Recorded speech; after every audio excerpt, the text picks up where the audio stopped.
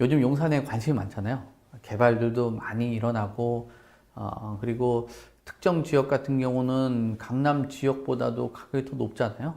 예, 그리고 향후에 분양 계획들을 하고 있는 곳들, 그리고 용산이라는 지역이 갖고 있는 지역의 특수성, 이런 부분들 때문에 많은 분들이 용산에 관심이 많습니다. 그래서 최근 상담하신 분도 리첸시아 용산 이곳에 매수하는 거는 어떻겠냐라는 의견을 주시면서 저한테 뭐 여러 그 자문도 얻어 가시고 투자 상담을 받아 가셨습니다. 자, 그래서 이 리첸시아 용산에 어떤 점들이 좀 관심이 있어서 오셨는지 뭐 내용들도 한번 살펴보고 접근을 한번 해보겠습니다. 네, 리첸시아 용산이라는 곳이 지금은 고가로 형성이 되어 있는데 효창공원역에서 삼각지역으로 넘어가는 고가 옆에 왼쪽에 위치를 했습니다. 그래서 주상복합 형태이고요.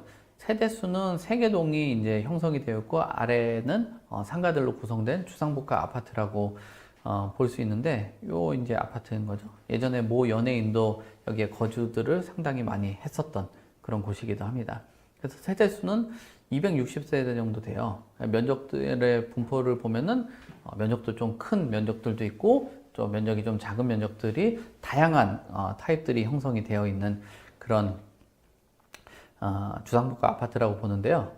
요 이제 건설사가 이제 금호산업에서 요 리첸시아 용산을 건설을 했죠. 참 재밌는 게 용산에도 리첸시아가 있는데 거기도 고가 옆에 이런 뭐 나름의 인기 있는 그 주상복합 아파트를 만들었어요. 맨 처음에 항상 분양했을 때만 해도 고가 옆에 너무 소음이 좀 시끄러운 거 아니냐, 이런 시끄러운 소음들이 주거의 편의성을 굉장히 좀 떨어뜨린다라고 의견들이 많았었는데 역시나 그 고가가 있다라고 해도 일정 부분은 그 입지적인 부분으로 그 불편함이나 어떤 주거의 그 편의를 좀 떨어뜨리는 것들을 극복을 하고도 초월하는 경우들도 있죠.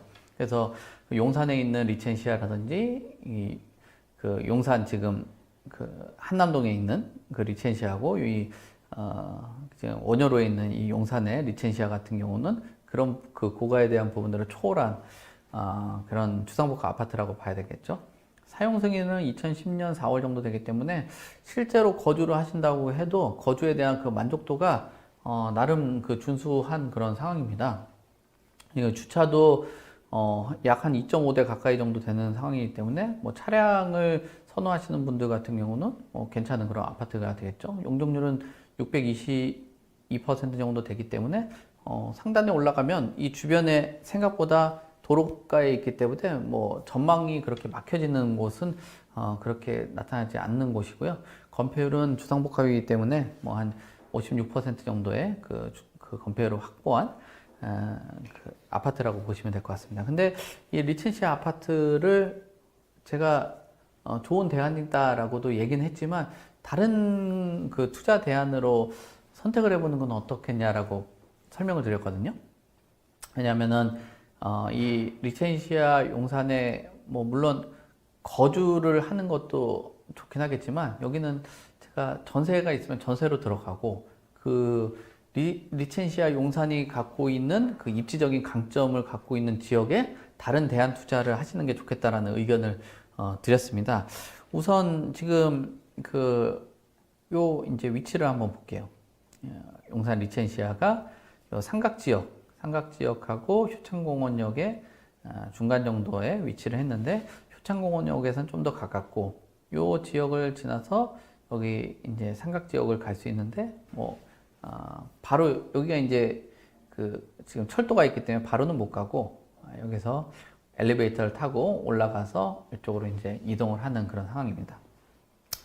자, 요 위치에 있는 그런 아파트가 되는데 자, 보시게 되면 자, 상단 쪽에 보면 최근에 하나에서 서울역 개발이라는 큰 프로젝트를 하죠. 뭐 사업의 자초에 대한 가능성은 굉장히 적다라고 봐야 되는 서울의 중심에 가장 핵심 개발이 여기 나타나고요. 그 다음에 하단 쪽으로 보면 용산역이 있어요. 용산역이 있는데 요 구간들 아까 단절된 곳이라고 말씀을 드렸잖아요. 요 부분을 이제 지하할 것으로 봐야 될 것 같아요. 그러면 요 지하된 공간에 공원과 문화공원들 이런 것들이 조성되면은 지금의 지금 그 단절된 구간이 가장 살기 좋은 그런 주거 공간으로 이어지고 이 용산공원하고 직접적으로 이동을 할 수 있는 공간으로 변화가 되겠죠. 그리고 요 용산이라는 곳 자체가 서울을 전반적으로 보더라도 가장 중심에 있는 곳이기 때문에 지리적인 접근성이 굉장히 좋고요.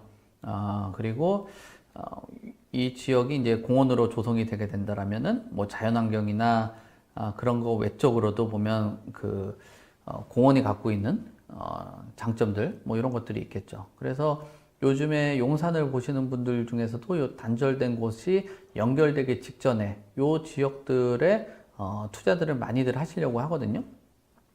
뭐 한남 3구역이나 4구역 같은 경우도 지금 4구역 시공사 선정 준비를 하고 있죠. 이제 그러니까 개발에 어느 정도 중기를 벗어난 그런 상황이기 때문에 투자 금액이 많이 들어간단 말이에요. 리스크가 줄어든 만큼. 그렇기 때문에 이 단절된 곳에 투자를 하려고 하신다라고 보는 거죠. 거기에다가 이제 용산역 같은 경우도 이제 그 GTX B 2030년 완공 목표를 두고는 있는데 뭐 물론 더 지연은 되긴 하겠죠. 그렇지만 GTX B도 들어오고요.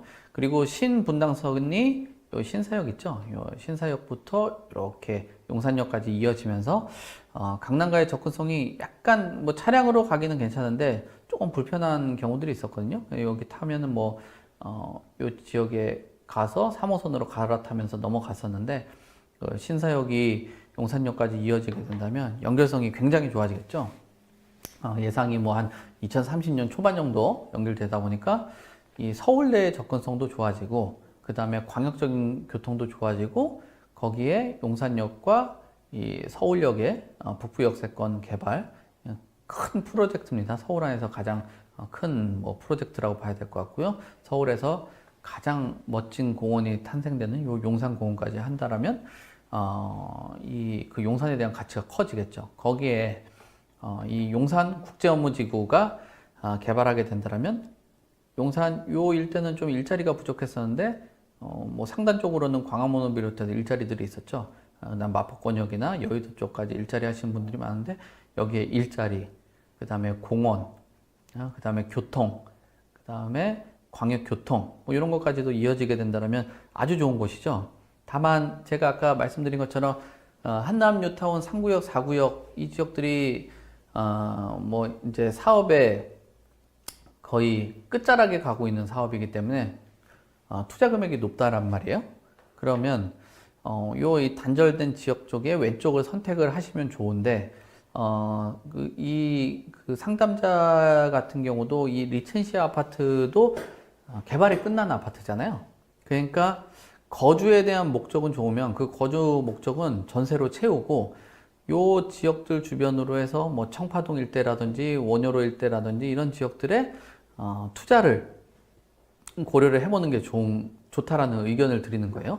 그 남영역이나 속대 입구역, 그 다음에 서울역까지 이어지는 이 청파동 일대, 그 다음에 중림동, 그리고 이 원효로 일대 이런 지역들로 투자를 하게 된다면 좋은 그 장점과 높은 투자 수익을 가져가지 않을까 그렇게 보는 거죠. 그리고 정비 사업들이 일어나면서 여기에 향후에 이주되는 수요들도 높은 가격에 임차인들 이런 부분들 그리고 투자 자금들이 용산 일대에 넘어갈 곳들이 다들 올랐기 때문에 별로 없거든요.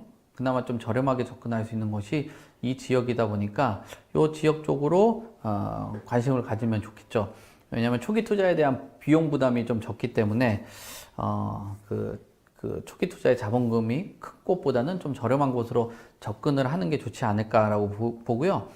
그리고 이 대규모 사업들이 뭐 일어나는데 그 대규모 사업들이 보통들 완공이나 지연들이 있거든요. 그리고 사업이 소위 말하는 그 엎어지는 사업들이 있을 수 있는데 뭐 이 서울역 북부역 세권 같은 경우는 사업이 진행됐기 때문에 좋지 않을까. 그리고 정비 사업에 대한 그 초기 투자를 하게 된다면 돈이 좀 적게 들어가고 뭐 중기는 안정적으로 볼 수 있는데, 이분들은 그냥 거주를 하시면서 초기 투자 쪽으로 방향을 설정을 하는 쪽으로 설명을 드렸습니다.